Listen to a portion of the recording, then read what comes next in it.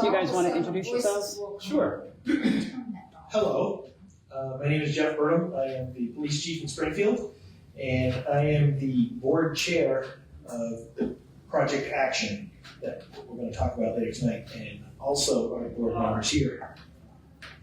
Hi, I'm Tara Chase. I am the operations director at Springfield Supported Housing Programs, as well as a select board member here in Springfield, and I'm on the Project Action board. Good evening. My name is Michael Arace. I'm the district manager of probation and parole here in town. I'm on the Project Action board and the chair of the situation table. So we'll ask you the first question. Do you know what Project Action is? Good, I saw a head shake. So we have a client here that we can help explain. Project Action, a little history about it is, it's an initiative put out by the Public Safety Enhancement Team. You might hear that a couple times tonight. They call it PSET. And what that is, it came from Governor Scott's 10-point action plan to deal with drugs and violence. And this was happening when Springfield was having a rough go of it, around 2014. So ACTION stands for Assembling Communities to Improve Our Neighborhoods. And so that acronym latched on, and it was going for a while, and then COVID, like everything else, killed it. When the Public Safety Enhancement Team came to town, they had a summit, and they were pushing the collaboration angle and how you can solve problems collaboratively, more efficiently and effectively if everyone in the same room is talking and chipping into the solution. One of the premises was that social determinants of health were very similar to social determinants of crime, and that if we peel back layers of people that we deal with, at least with the criminal justice system, you're going to find a trend that contributing to their problems are drug misuse or mental health. So with that idea in mind, we wanted to get together with these groups addressing that. For many, many years, police were sent out for all problems because we're open 24 hours. So, well, when there's a problem, we don't like it, call the police. But the police weren't always the right answer. Through this Project Action initiative, we're trying to bring to bear the resources that are better suited to deal with the problems. If we have someone having a mental breakdown and they start breaking things or hitting people, the answer isn't handcuffs.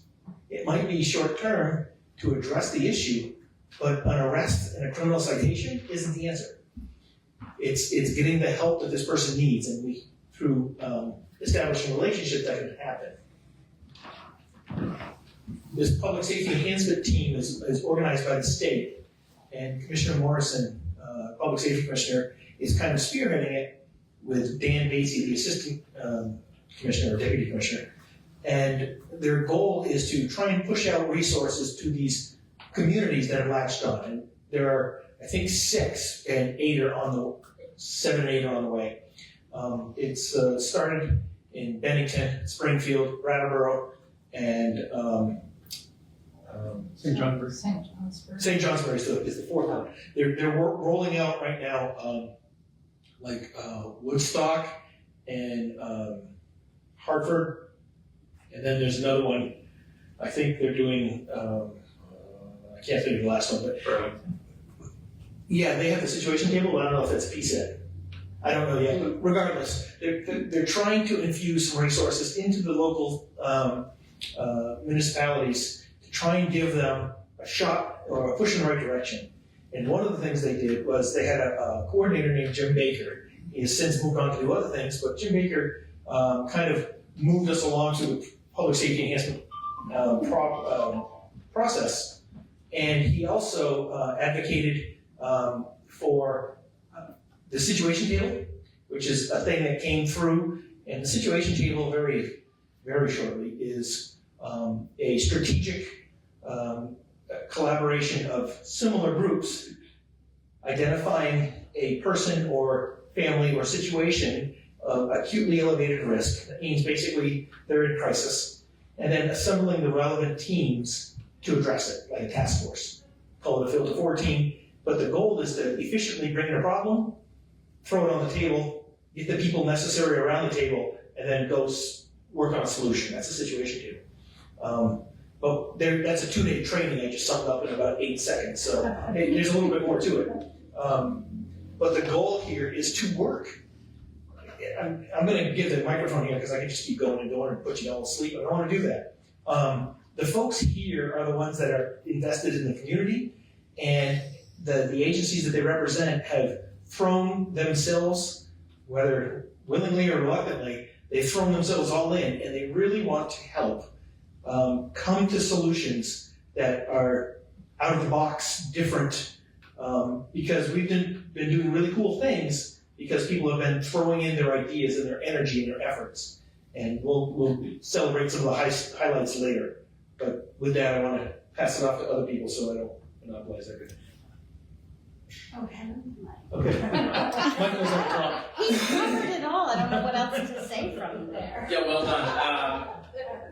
So from my seat anyway, as the manager of the probation parole office for Windsor County, Project Action and the situation table sort of work hand in hand collaboratively. And our clientele they come with a variety of risks and needs, and they lack skills and some social skills, and they need a lot of support in order to reintegrate and be productive members of our communities. So, what this Project Action community does is it brings the resources together in one spot and, builds a probation officer's Rolodex so they do have someone to call, they do have a place to go.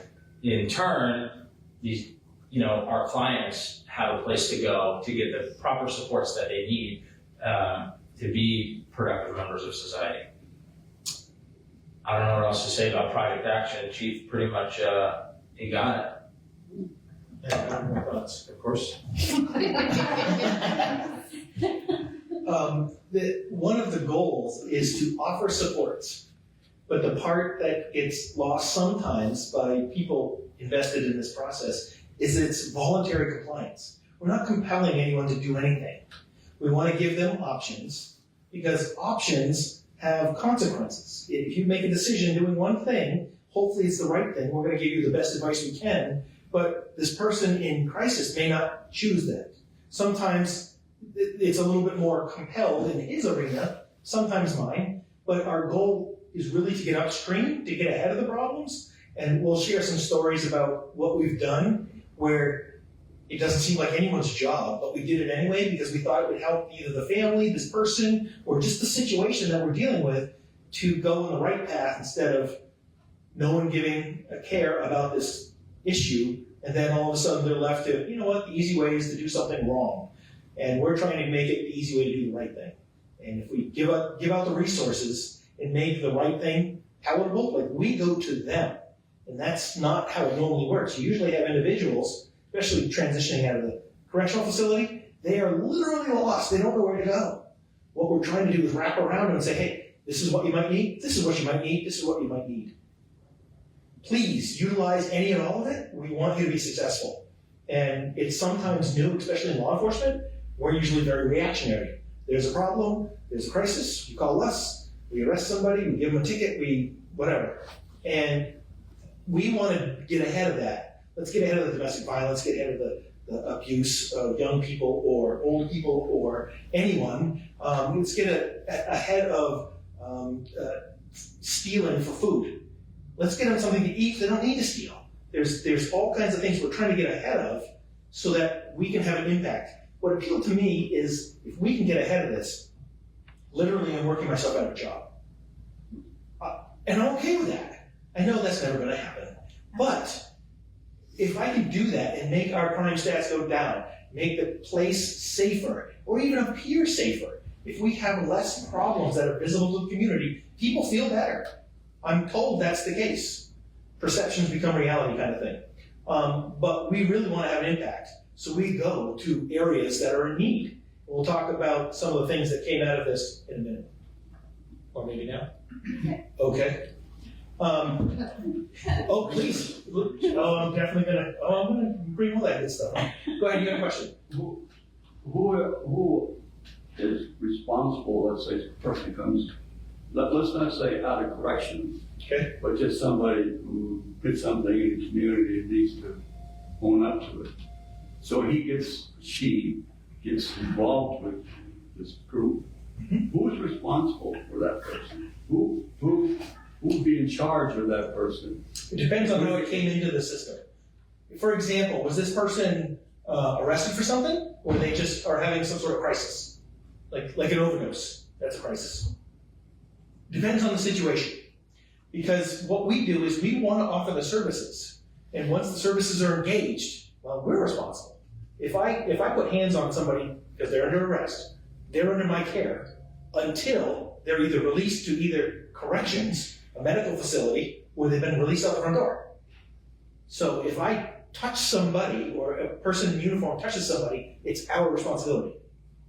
I would say much to the same that these agencies are. How does mental health get involved? Oh, absolutely. I'm glad you asked that, because that is something that has struggled for a long time. And when I first got to Claremont, good grief, Springfield, sorry, I came from, how are you looking at me? I came from Claremont many years ago, so sometimes it slips out. We have struggled with mental health and its response. One of my soapboxes when I first got here is we have crises that are non-police related outside 8 to 4. Okay, so when I asked recovery, when I asked mental health, when I asked food services, I said, what do I do at Saturday morning at 2 a.m.? Who do I call? Well, we're not open. But that's where the crisis is.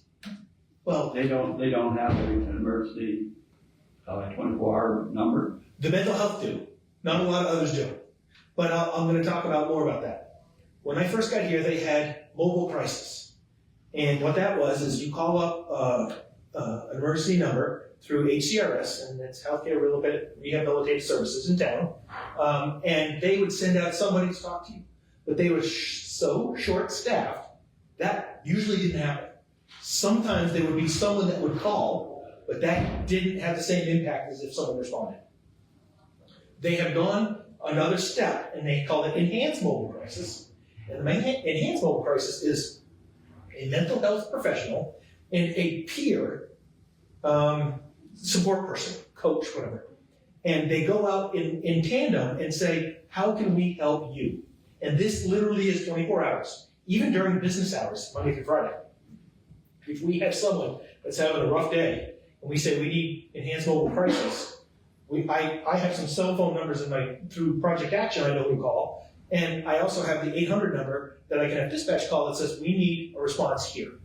And sometimes they'll say, okay, what do you got? So they know what to send. If it's a mental health professional that one of the side effects of mental health crises is an emergency evaluation. They call it an EE, and that's because you're not safe. The person that we're dealing with is not safe, and they have to be evaluated through the hospital to see whether or not they need to be involuntarily held for a certain amount of time to assess their mental health and physical wellness. So that's one thing. They have the option of doing that if you're certified, but not everyone is. So what we do is we look for what is your stressors, how can we help, and then they take the hot situation, bring it down to cooler levels. So maybe the police don't have to get involved, maybe we don't need EMS, maybe we don't need anything else other than someone just to listen. Sometimes it's that. And that's what the Enhanced Mobile Crisis does, because it's a state-funded thing. I think it's through grants, but I don't know exactly how it's laid out. But the goal is to get resources to where they are needed. And it's not Monday through Friday. It's anytime. Does that answer your question? Yeah. Okay. I think the one thing that was so important that came together with Project Action in a situation with like a mental health person, police get called in, and what has started to happen in the department is your officers now have those connections with HCRS. So instead of looking at that, seeing that they come in terms of criminal activity, they now have a phone number that they can call, and there can be an intervention, so it decreases the amount of time that the law enforcement officer has to really deal with that situation. it's a shift in the mindset of our officers. Thank you for that. And we believe that strongly enough where we actually have the mental health liaison through HCRS in our department who rides along with the officers. And actually, I love this concept, warm handoff. There's a problem. Her name is Lauren. Hey, Lauren, can you come help this person out? They're having a struggle because of X, whatever it is. There's a death in the family, there was an overdose, there was something traumatic, and this person needs help. Not necessarily police help, but she is really patient, she's really motivated to get involved to help. So Lauren is an excellent addition to the police department because between Lauren, who works with mental health crises, we also have Jen, who deals with recovery or drug use, alcohol or drug use crises. She is a recovery coach embedded in the police department. So I like having those two resources because I would say a good majority of the calls, if you peel back enough layers, you're going to see mental health or substance misuse. So now we have some resources to bear that are more relevant than me. I can take some people down out of the stratosphere when they're stressed out, but I'm not the right resource. They are. Because I can't empathize like a recovery coach because they've been there. I can't empathize like a mental health professional because they've been trained. So we try to do that, but it's better to have the right resource. And we're talking about good stuff? Yeah. Okay. The good stuff. When we started this, we used to have meetings on Friday. We didn't even know what to call them. We just called them Friday meetings. So it was not very original. And we would get together, and I'm like, we're going to get more done if we meet weekly. And people are like, another meeting. But people started showing up. And when they did, they would bring issues or thoughts or concerns. And we're like, well, there's a lot of people here. They should talk about it. I'm going to try and remember as many as I can. I'm sure I'm going to forget some. But we'll go around sharing the cool things that actually happen during these meetings. One of my favorite ones, and I'm going to have Tara follow up because she kind of manages it now. But we are modeled after Project Vision in Rutland. And Commander Matt Prouty oversees that part of the Rutland Police Department. He said something that struck me and it resonated. He says, I want to bring dignity to people that are in crisis. Because if you haven't eaten or bathed or just got clean clothes on, you feel better. And your mind can kind of take that one less thing out. And he said something, he says, I want to try and reinstate dignity. And I'm like, I want to do that. I thought that was powerful. And he says, we have a resource that we can give people showers, there's a bathroom, there's a laundry facility, there's a place for food. And basically, when people are in the middle of nowhere, in the middle of the night, and nothing's open, we have some fair amount of resources in town, but they're not open 24 hours. But we still have problems in the middle of the night. When we are stuck in the middle of the night, and they call the police because we have to fix everything, and this is not me complaining, we understand, and we will start unpacking it. We now have a place that we call the Resource Center, where if someone has been dropped off because they had a fight and they have no way home, they don't have money, they don't have a phone, they have nothing, they don't even know where they are, we are likely to get called, and we might utilize this Resource Center to get them from where they are to the resources that they might need. Sometimes it's a phone call and we can help them with that. Sometimes it's like, I have nothing. I was in this relationship, the relationship is over, and I am stuck. And I will have Tara kind of expand upon that because she's generously taken over the responsibilities of the logistics inside of that.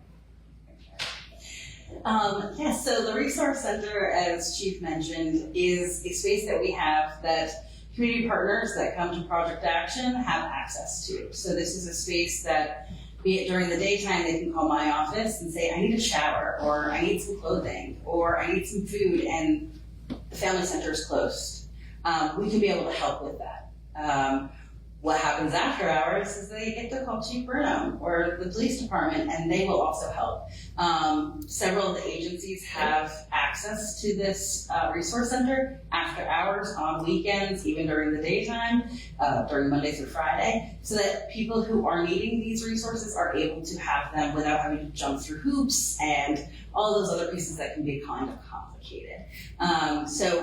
Yeah, SSHP said, let's do this, but it was the community and all of the other providers that were like, I will make sure that there's health kits there. I will make sure that there's harm reduction bags there. I'll make sure that there's always food there. And then we had lots of clothing donated as well. So it's been in existence for over a year now. Just noting that, I actually hadn't realized that it's been in existence for a year now. Where is it? It's confidential for the protection of the people that need to utilize it. Yeah, thanks for asking. But if you do need, if you know somebody who is in need, you can always contact SSHP, or you can call the police department and they'll put you in touch with other people who can get access to that as well. A couple of the things that I forgot to mention. Our goal is not to turn that into a shelter. It is a stopgap measure until we can get the access to resources, to the proper resources. This is an immersion thing. So if everyone knew about it all the time, they were like, well, let's just go there. And that would be the easiest, quickest thing to happen. And then all of a sudden the resource wouldn't be a resource. The other thing I wanted to share was that this was all donated. Someone learned about this and said, you know what? I have some space. I really can't use it for anything. I want to donate it to you. So they upfit it. It was just a vacant space. And they fit it to our needs completely free of charge. And it gave me goosebumps when it happened because that was financially significant. And we have been doing Project Action with virtually no money. Project Action has been kind of a donation of time and energy from the surrounding resources. And people try and morph it into their job position. I know I do, I'm sure they have. This is in line with the goals of the department and to better the community. So I don't feel at all bad trying to push this forward. It does take a lot of time. We're trying to go in the direction of a project coordinator, which would take care of all this logistical stuff and hopefully work on grant funds and stuff like that. But right now it's just divvying up all the work and everyone chips in. And again, these people are rock stars. I call them a bunch of overachievers because they want to fix everyone's problem as soon as we meet. And I love that, but I know it takes time and we have to work on relationships and stuff. But that's just one cool thing that happened as a result of that Friday morning meeting. Another thing that happened was for the longest time I was driving by this white, pink, and purple van parked outside the North Star Center. I had been here about, several months. I was like, I don't know if I ever saw that move. Well, Helena came in, who happens to be up here in the front. I will not give her the microphone because she doesn't like it. And said, I said, who owns that? She goes, we do. And I was like, well, what's involved in getting that thing going? He says, we've been wanting to do that for a while. I'm going to use that as an excuse. So she went to her boss and several layers of bureaucracy. We got permission to do it. And now it is a regular thing, as regular as we can make it because schedules are tight and all that. But we go out to areas in an outreach style. We go to places like Valley Street. We go to the Plaza. We go to Union. We go to the park and ride down here. We've been to 10 or so places. And we want to go to the high need areas where we want the resources to be available to you. Not everyone will walk all the way to the police department or probation parole or North Star. But if we go to them and they're walking by us anyway, maybe they'll stop and talk. It is our goal to make this a relationship building effort. And I think we're starting to do that. The first time we parked on Valley Street, everyone said, there's a bunch of police in there who are going to jump out and raid our house. And we're like, no, look, there's no one in there. I'm the only one. And I usually don't wear a uniform because I don't want to scare anyone away.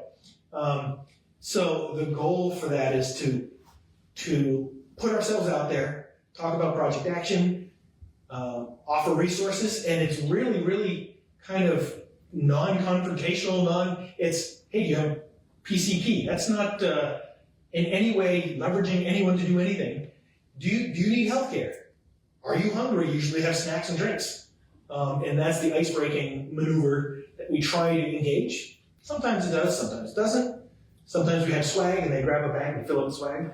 And it's all good, that's what it's for. And we have wound care kits, first aid kits, naloxone stuff. We have, in addition to snacks, we have supplies that we think might be helpful if you're in a case where you have crises in your neighborhood. So our goal is to get out there. I love it because you'll never mistake it for anything else. It is the outreach van, and I really appreciate it. It's North Star, they step up, they gas it, insure it, and all that other stuff. But we're getting use out of it, and I think we're going to start reaping rewards in the near future. I don't think we're there yet. I think they recognize us, but I don't know if people are changing behaviors because we're out there. But that's our ultimate goal. Start the relationships and then be there when they're ready. I have a question on here. Somebody wants to know, are any future meetings open to public or only broadcast? So let me break that down in two ways. We have Friday meetings. I should have brought it, but I didn't. We have a bunch of meetings, okay? This is a bureaucracy, so stand by. I'm going to bore you to tears. But I'm going to break it down to something to answer the question here in a minute. We have a board of directors. They meet once a month. We have a full project action, which means all the community members, even if you're loosely associated with Springfield, come on in. Like the state police, they come. And people from Bellows Falls, and they want to listen. Please come in. Let's talk about things that are going on. How can we help? Then we have subcommittees. We have a handful of them, but we're kind of tweaking those a little bit because some of them are stalling out. We have those meetings. Then we have the Friday meetings that we have dubbed, the one that didn't really have a name, we gave it a name. It's called the community meeting. Community table, sorry. And what that is anyone, literally anyone, can show up, ask a question, throw out a concern, comment on something said. Sometimes there's current events. Sometimes there's a need expressed in the group and someone else grabs onto it. And that anyone can literally come. And we've had business people, citizens, community service people, even neighboring communities show up and just say, this is what I got. And then we take it around. So that's how it started. And we were doing cool things like that. But what I was looking for was something a little more structured. And that's where the situation table came in. So at 9:30, right?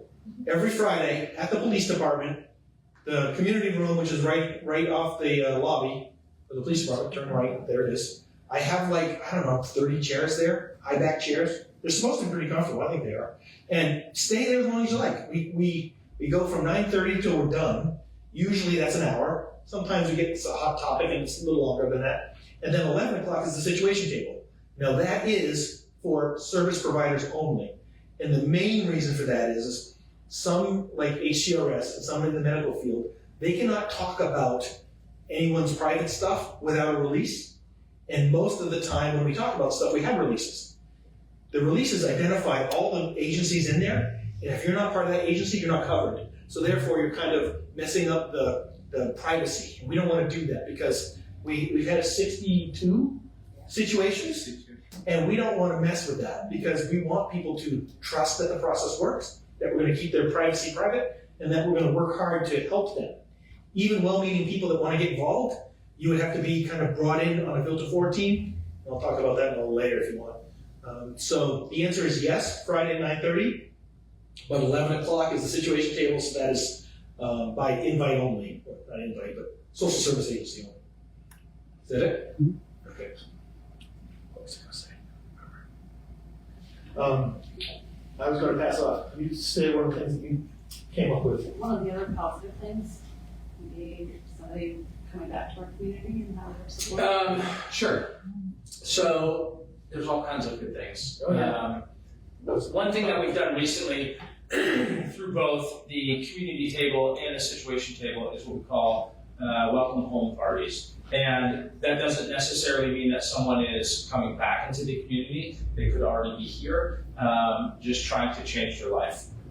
We started it with someone who was a high utilizer of services in the community, spent several times incarcerated and several years on community supervision.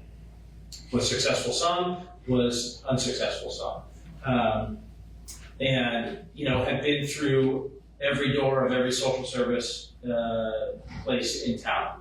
This person left the community to try and re-engage in another community and start over. It didn't work well, so they ended up coming back to the community. So what the Project Action community did was they hosted a welcome back event. And the first one, I believe, was at the Turning Point. Yes. Was at the Turning Point. The Turning Point had some coffee and snacks. And in that room was all of the service providers from town, along with the chief and maybe uniformed officer. The ship was there. Yeah, and the uniformed officers. And the purpose of the meeting was to say, we're not here, as you've seen in the past. We're here to help you, and this is what we can do for you, and these are the services we can offer. We want to see you do well. We want to see you succeed in the community. How can we help? And that particular one, we've done several of them since then, but that one is, I think, had the most impact because this person who has been arrested several times in this community sat down with the chief and with uniformed officers and shared just common conversation and really saw the community in a different way. Hasn't been arrested since, and knock on wood, and for the most part, continues to have some struggles in a community, but overall is doing well. And now is not a high utilizer of emergency services, still utilizes services, but in the appropriate way. So that's pretty cool. We do them frequently. We just did one last week at the probation office with someone who came under community supervision as a transient person without a home, without any resources, without any money, without anything. Came onto community supervision. So we welcomed them to Springfield because this is where they ended up.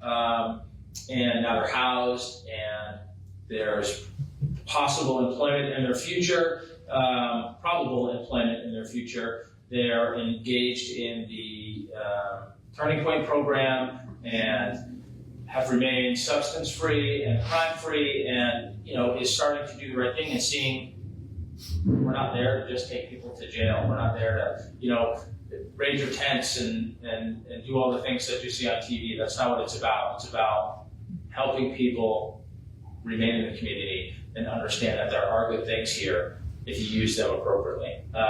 So the welcome home parties have been super successful, and it's pretty cool to see, especially some of these guys or folks that have engaged with the police in a negative way, to see them actually sit down, share a coffee and a snack with the chief, and talk like we're talking now. Pretty neat. Through the Project Action, we have several other subcommittees, like Chief mentioned. One that I play an active role in is called the Crime and Safety Subcommittee. And right now, that committee has a hyper-focus on the youth engagement, and what we can do in this community to steer youth in the right direction, to give them an outlet, give them something to do that's appropriate. So the subcommittee has sponsored a few events recently. They did a graffiti event. There was an issue with graffiti at the local skate park and some other areas in town. So the Springfield Art Gym partnered with, Project Action, and they hosted a two-part series of graffiti, how to do graffiti appropriately. They made some art, the library displayed their art, staff from the Crime and Safety Subcommittee were there, police officers in uniform were there doing graffiti with the kids. It was pretty awesome. There's some other cool events coming up this over winter break. I'm not going to spoil them right now, but watch social medias for those. Some really cool things happening. One other awesome thing is what we call the Freedom Phone Project. We, through the Project Action community tables, there was a identified need of a lot of these folks who are in crisis situations. They have no reliable means of communication. We tell them, hey, we're gonna call you tomorrow at 9:30 to set up an appointment for treatment or to get a screening, or hey, you need primary care, call this number, go here. In today's society, without any reliable means of communication, that's impossible. So what we did was, I had an epiphany one day and said, I wonder what I had a couple old cell phones in my drawer from previous employees, or cell phones that the contract had expired, and they're sitting in my drawer. And I said, I wonder if I could just give these to people. So anyway, a lot of communication and red tape and bureaucracy. But what we do now is all state employees, most state employees, are issued a cell phone. We don't have desk phones anymore, we just have cell phones. Those cell phones are on a contract, just like everyone else's in the world, and those contracts run out. When that contract runs out, Verizon, we renew the contract, and you get a new phone. We send our phone somewhere. So I tracked down where that somewhere was, and that somewhere was an office in our central office in a desk drawer, just like mine.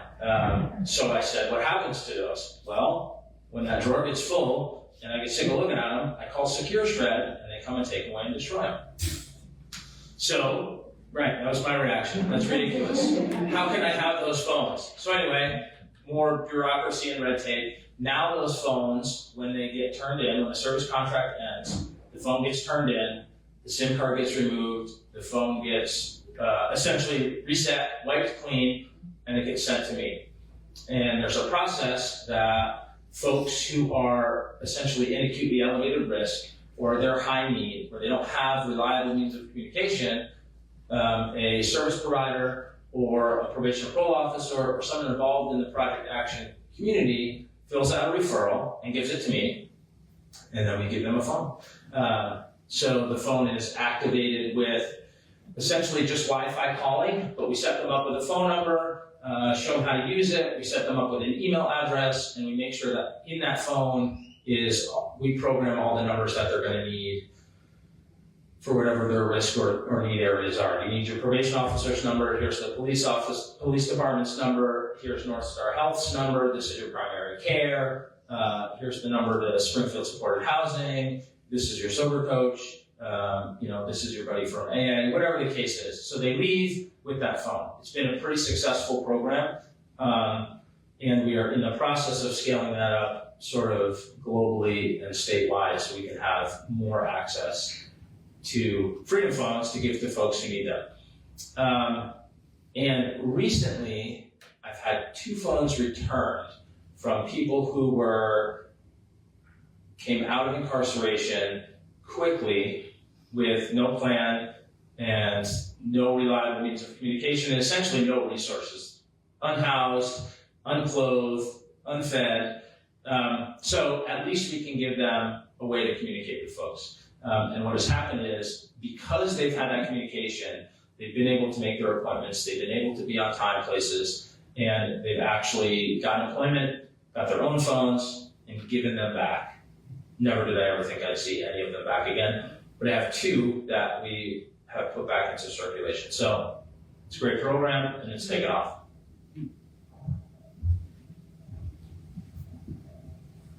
Keep going. So one other project that came out of Project Action was we had a family who was facing hard times. They had lost, they were looking at maybe having a violation from the town because they weren't able to upkeep the things that they needed to upkeep. My wonderful landlord liaison came to Project Action and presented the situation, said, how can we help? Took about a week and a half of planning and putting things together, and I think we ended up having 14 people show up at that home and help get organized, get things together, get the home set up so that repairs could be done, because at the time they couldn't do that themselves, and no repairs could be done until these steps were accomplished. That helped to save that household. That household is able to still stay exactly where they are. They are currently there, and we still meet with them on a weekly basis. They continue to tell my landlord liaison how thankful they are for all of the help and the effort. And it has really made a huge impact on their daily living. That was just one great example that came out of that. There was also another one a couple of months ago where we were able to help also a family who had a short timeline of when they needed to move into their housing. The short timeline was a voucher was going to expire if they did not get moved in soon enough. We were able to identify a place for them, but it needed rehab. There was work that needed to be done, such as it needed a kitchen, it needed counters. And then there was lots of other little things that we presented to the group. The group came along, helped us. We had a landlord who donated kitchen cabinets as they were renovating another place and didn't need that. The family themselves came in and helped as well. So I want to share these examples because I think these are some of those other types of positive experiences we had in this community that really are impactful. They might be just to a family, but to that family, it's everything. And some pretty amazing memories I'm reflecting on this family who was there painting and they brought their young child to come and help. And that experience they got to have together, building their new place to live. It's something that nobody else can fulfill. So I just wanted to highlight those two because I think they're pretty amazing activities that we were able to do in this community. I guess I need to go back to my original question.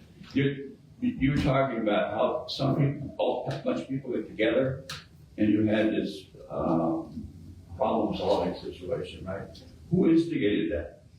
Well, we brought the situation to the table. We brought the situation to the table that time because it was Springfield Supported Housing. Somebody had reached out to us looking for assistance. And so we were like, this actually isn't exactly what we do. However, upstream work, we don't want you to lose your housing. So what can we do to help this? And so we came to the situation table, presented the case. And the team, such as Probation and Parole, Springfield Police Department, Senior Solutions, HCRS, North Star, I'm going to forget other people and I'm apologizing to them all right now. Lots of people were part of that planning and coming in and helping to deliver those services. That sounds like it was a very emergency type of situation. You know, could it have prevented further back? I mean, that somebody would realize that we have a problem here and how we solve it. I mean, that's what you did eventually. But where is the system? Probation and parole, you're following up to people all the time.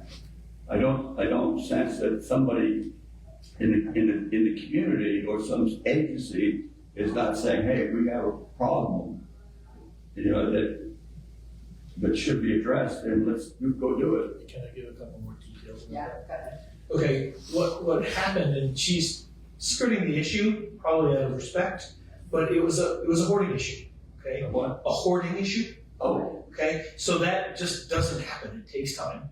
And it doesn't become a problem until it interacts with a government agency, a social service. They bumped into something. Correct. What happened was it bumped into their agency, and I think it was because there was a threat of losing the residents because it wasn't safe for habitability. So that's why it became elevated to a risk that people were worried they're going to be unhoused with not a lot of resources to remedy that situation. So we took it on, and I don't know who, I think Steph started it, but I'm like, I think I can get a handful of people, and everyone in the room said, I can get a couple of people, I can get it. And then before we had more than a dozen people show up. Okay, we're gonna do it on this day at this time. And I can tell you, we were there 4 hours, just long enough to get pizza. Someone, I even think Steph got pizza. And we cleaned out the house, we made it livable, and if you know anything about hoarding, there's a mental health component to it. And that was the reason why it took so long to get that in place, was that we were trying to be sensitive about what their wishes were, because if we go in there and just tell them what to do, we're making things worse. We want to get their buy-in, get their involvement, and then there was stuff. Don't want, don't know, definitely want. And we had to sort all that stuff, okay? And that was a process. But there were people there that knew what they were doing, took time and incredible patience to say, okay, we don't know, we'll put it there. That one, I think that's junk. You really need a broken whatever. And it took time to do that, but there was loads of people there. It didn't take long to move the stuff out. And then I think most people left when the house was emptied, and then it was a matter of sorting. But we had resources and agencies stepped up. We needed a dumpster. Someone came up with a dumpster. That was donated. And then the resources, everyone there volunteered their time. No one got paid unless it was somehow loosely associated with their work. So it was I want to say two things about that is we go, as soon as we learn it, we love to prevent hoarding. I don't think that's impossible because that's kind of a thing that's personal and then it becomes public. The other thing is if this person didn't want it, we wouldn't have gone. If they say, no, I want you to leave my stuff there because I want that piece of garbage that's right there. I want it. We're not going to stress them out more by forcing them to do something they don't want. And that's, sometimes people don't understand that. We are going to offer the service, but we're not compelling anyone to do anything. Is there a social service, state social service agency that goes visits people or has a caseload where they go out and identify problems or issues? It depends on the type of service. Yes, we have senior solutions. We have case working for HCRS. We have caseworkers from North Star. There are case service people that go out into the communities. Again, just because they see something that's, in their opinion, cluttered or messy or gross, doesn't mean they think that. And it doesn't mean that they instantly say, hey, I think that's gross, you should clean it up. Here's some services in there. Because that might kind of change the relationship. It's supposed to be encouraging and supportive and not, I don't know, if someone did that to my house, it would sound judgy. And we don't want to do that. We want to welcome them in and try and establish a relationship and not kind of pass judgment on their cleanliness, whatever. The cool thing about Project Action in the situation table is that, in the past, we've told people where they can go access any social service, where you need something. Go to the walk-in clinic if you need this. Springfield Supported Housing Office is here. You need to go up to HCRS and go wait in the lobby and ask for an intake. What Project Action and the situation table folks do is assemble a team that if there's someone who's in high risk or need or in crisis situation, that team goes there. And it's usually between 2 and 3 people of whatever the most need is. Could be medical, could be mental health, it could be a police response. My staff may go, it could be a housing response. But a team of 2 or 3 folks will go and knock on that door and say, this is who we are, this is why we're here to help. These are our services. Do you want help or do you want assistance? And 9.9 times out of 10, they say yes, and they accept those services. And then those service providers make a plan on how to continue to provide services and get the folks the help that they need. That's really what's different about this approach. Not really, it is what's different about this approach than how it's been in the past. Is these service providers are leaving their offices, they're getting in their cars together, and they're going to these areas in the community that haven't been gone to by service providers in the past, and they're having a presence there, and the impact is huge.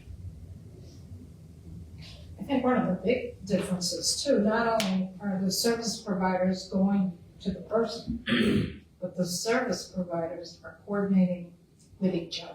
Yeah. Instead of being their own silo. That's the important part of the collaboration, is that by sharing information, we're not duplicating efforts or working against each other. If we're trying to get someone into their house while another agency is trying to get them out of the house, we are kind of working in circles. the goal is to share information, collaborate enough to come up with a game plan or a plan of action for safety or better their situation, whatever that looks like, and then move in that direction in tandem as a team. That has power, that has significance, and I think it's also efficient because the more we do that, the more likely we're going to get ahead of it. And some of the situations are these two people fight like cats and dogs. Can we get some mediation in there and help them sort out whatever their issues are? Sometimes it's mental health, sometimes it's substance misuse. If we can kind of peel back and find out what the problem is, let's try and get them before they beat each other up, before someone gets hurt, whatever. That's our goal, is to get ahead of it. And we can only do it as we learn it. I would love to get into a situation where I have staff that I could just send around and say, go take the temperature of a neighborhood. Tell me if it's good or not. I don't know if we'll ever get there, but the goal is we want to get ahead of the problems the best we can so that we don't have to arrest them. Because again, that's accountability, but that doesn't need to be the first option. It's usually the last. How can you sort data, or from the standpoint of research and collecting the data of people you come in contact with, what the resolution of the problem, what kind of problems they had, and the number of successes you had, or is it so that you could assess if there are similar problems with similar types of people for similar life reasons, so that you could more pinpoint in a community what the issues are, what the problems are with individual people. We have two ways of doing that. First way is our crime data, for the charges specific to a jurisdiction and what types they are. Okay, I have been working on a plan for that, but the plan hasn't worked out, so I'm switching the plan. Regardless, I'm going to have data that I can share, and I can tell you when the Commissioner of Public Safety calls me and says, your numbers are dropping across the board. Is this accurate? I go, well, I haven't seen the numbers, but I think so because I have to approve every case report. So we are having an impact across the crime, and that's what's relevant to the police department, which is why I want to get involved. That's one reason. I want to decrease crime. I want to better the community, but this is one way of doing it. The other part is the situation table is literally entered on a spreadsheet, and we have risk factors that are identified. So, okay, if this person's in crisis, are they struggling with mental health? Yes. Housing? Yes. Are they arrested? No, so that's not a problem. So they go through and there's probably, 15, 20 different generalities. And what that is that's captured through core data. Core data has access to all of it because it's de-identified data. It's a gender, it's an age range, it's a risk factor. And then they use that information to tabulate what's going on in town. Mike can speak to it because he just reported out on it this week. About a meeting we had at PSET, but that's another means of capturing what are the issues and what are the risk factors that we have to deal with or have been dealing with. Yeah, so through the situation table, like Chief said, we have what's called the risk tracking database. And every situation that the table accepts and takes action on gets entered into this database. And through that, we can pull reports to see, out of what I can tell you right now is out of the 62 plus situations in the town of Springfield, the top risk factor is person doesn't have access to adequate housing. The other top risk factors are diagnosed mental health, substance misuse, both alcohol and all other substances, person unable to meet basic needs, and folks in financial struggles. Those are the top risk factors of the people that have been engaged or the situations that have been engaged with the situation table. So what that tells us is, as a community, where we need to focus our efforts and sort of how we can inform Alice and Christy and, up in the Golden Dome to make more informed decisions for the lawmakers and budget requests and all those things. So, I mean, we could talk about data all day, but I have one more question. What about education? You take that into it, you follow that data too, as far as how these people who you get involved with, what kind of educational experience have they had? Have they had none, or do they have special education needs in the past? we don't track that. No.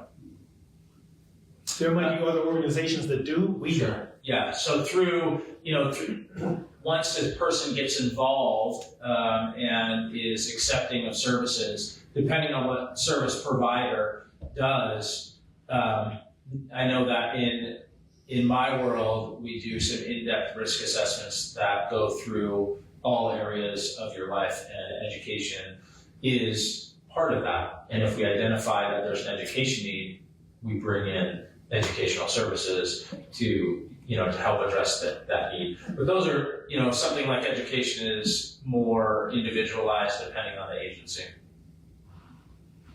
The situation table doesn't track it. I guess I'm thinking from the standpoint of if they had difficulty in school, does that have, and school was not a pleasant experience for them, how does that affect their current life situation? I mean, I'm not necessarily saying that they should go get a high school diploma or something, but how did it affect? So that you could look back and say, well, maybe we need to do this differently in education. I bet if we talk to the schools, they might not be able to answer that question, but they might have supporting data that says, we can draw this conclusion because they keep a lot of data, because they have every student, and then they have a computer entry of all their biometrical information, age, location, family size, all that stuff, because they need to know that for their students' benefit. That's nothing that we would share, but it might be worth, when we get to that collaboration point. The school has been invited several times and is just starting to break into that, getting involved in Project Action, because the school is a microcosm of the community. Whatever's happening out here is likely happening in there, or at least impacting what's happening in there. And we want to be there to help. They are treading water because they are swamped with so many responsibilities, such huge staff shortages. If you've ever heard the radio on the way into town, the school has this, and this open because they just can't get the people to fill the positions. So that means someone else has to take them. So while I really want them to get involved because we can be part of the solution, ripping them away means someone else has to take on all theirs. Because every time you take one out, everyone's got to spread out the responsibility. So we're working on trying to do that. One way I'm working on it is I'm in discussions with the superintendent about a school resource officer.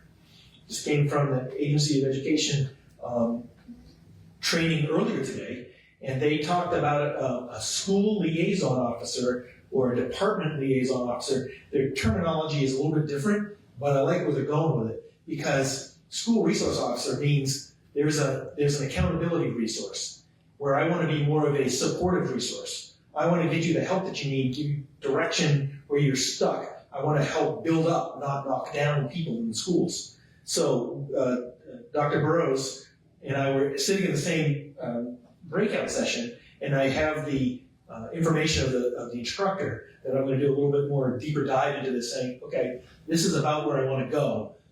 I think the school is the next organization that I want to get further involved with, because I think we can have a better impact globally in the community here once we start affecting the students in a positive way. So I think this is it. We're going to wrap this up for tonight. If anybody has any other comments or questions, so we can get these guys out of here. Just a quick comment. My name is John Fisk. I live here in town. And I wanted to thank you three for being here. On just my behalf, I guess, and speaking for me. And all those things are so very important. I met the chief, this is my second meeting, and I get one other. And I was grateful to hear about it here. I have a son who's an addicted person, and and his brother, who just passed a month ago, Valley Street people, and that was really tough. And I went to the first meeting because I was kind of hoping I could intervene and maybe help him from dying. It didn't work for me. It didn't work for me. And the mental health thing is the big thing. It's not about being poor or rich. I've seen almost more rich people suffer with their children, you know, and doctors and nurses and so on, with these same terrible issues. So it knows, it just goes after it as a cancer. And you said something about the solution, and I recently wrote a letter to the state's attorney and the judge. And one of the things I said in the ending was, I want to be a part of the solution and not the problem. And that's what brings me here. So, and with state health and such, I did talk to Ernie, I called Ernie's office 2 years ago, I think. I still haven't heard from him, but I thought I had great ideas back then. And though they were sitting on the burner, I've learned about this. And I hope I can continue, you know, be a part of it in one way or another. I know a fellow that went through a lot of things. I was raised in Bells Falls, and our premier wrote about it, where Bells Falls was the Wild West of Vermont. A lot of terrible things happened. Generational, and a lot of kids didn't survive as well back then, but we didn't have these terrible things that we have now. Heroin and meth and such a thing, which brings us to all these components. So once again, I'm really grateful that you're, you know, leading the way to this. And if you ever see me on the street, I'm retired, so if you see me on the streets, I'm not hanging out. I bet there's more, I'll be probably just as many people in town know me as they know you, believe it or not. So, you know, I'm one of the good guys, believe it or not, but thank you. Appreciate that, and I appreciate you wanting to be part of the solution. That's kind of what we're trying to do. We keep putting our heads together. We're not going to come up with a magic bullet, but if we keep chipping away at it, we're going to have an impact. And I think that's how we're going to have to do it, little bite-sized pieces until we can move the needle in the right direction. So thanks for coming. I would offer that Fridays at 9:30 at the police department. The room would benefit from having someone like you in it. Thank you very much. Show up. Yeah. I think that's it. Yeah. The lights went out. Yeah. So you're trying to tell us something. Pay the bill. Thank you, guys.